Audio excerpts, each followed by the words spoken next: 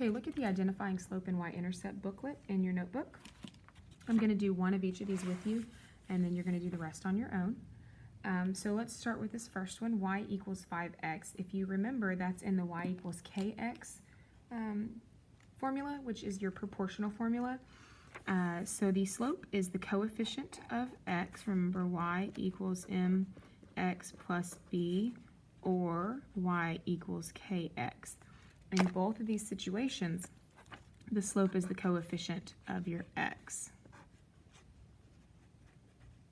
Okay, so for this one, the slope would be 5. Well, there's nothing added or subtracted here, and there is a numerical value of nothing, and that's 0. So your y-intercept would be 0. Okay, so go through and do the other three. So remember, the coefficient is the slope, and then the constant is the y-intercept.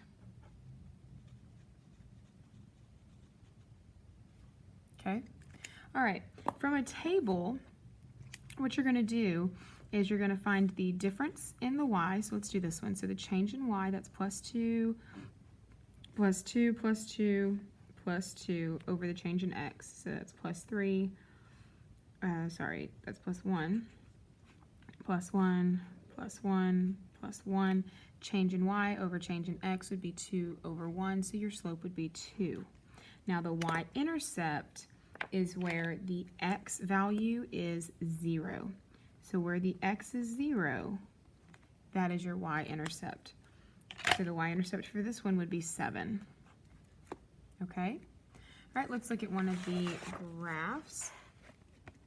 Okay, and I know I can't zoom in very much. Let's do this bottom graph right here. It crosses right here, and it crosses right here. And so I'm going to say up and over.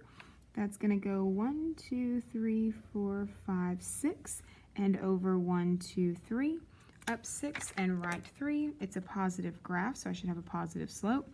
6 over 3, which is 2, and then the y-intercept is where it crosses the y-axis, so that's going to be right here, and that's at 1, 2, 3, 4, 5, 6. So the y-intercept would be 6. Okay, so I want you to finish this booklet on your own, and there will be a place for you to put in the answers to double check yourself. Okay, and then let's look at the match game on the right hand side. So it says for each table, select the matching graph A through D, so graph A through D, the matching equation E through L, and the matching problem M through T, and we're going to connect a table to a graph to an equation to a word problem. So look at this first one. We have bicycles and wheels, okay, and so we need to know what the graph is, what the equation is, and what the application problem is. Well, in order to find the graph and the equation, I need two things, the slope and the y-intercept. Slope is my rate of change, so this is plus 4, this is plus 12, this is plus 8, plus 1, plus 3, plus 2.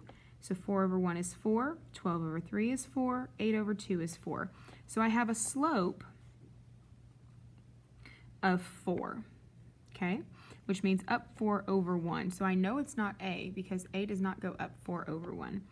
B, 1, 2, so I start here and go up 4 over 1, I'm not on the graph. Up 4 over 1, I have a graph, so it could be C, and up 4 over 1 would put me way down here because the numbers are off. So the graph is going to be C. All right, for the equation, I still need that slope of 4. And if I look at my graph here on C, it crosses at the origin, so I know my y-intercept is 0. So looking at your equations, you want to find the one where we have a slope of 4 and a y-intercept of 0. And that's going to be G.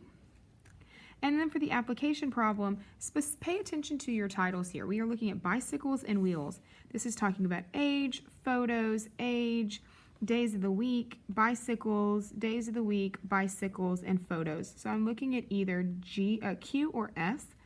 The number of wheels is equal to 4 times the number of bicycles, or the number of wheels is equal to the number of wheels times 4. The number of bicycles is equal to the number of wheels times 4. So wheels is y, and bicycles is x. So that would be y equals 4 times x. So wheels equals 4 times bicycles. So the number of wheels is equal to 4 times the number of bicycles. So it would be Q. All right. So go ahead and do the same with the rest of these. If I were you, I'd cross out the ones that I've already matched. so that I don't have to keep looking at those again. And again, there'll be a place for you to put in these answers.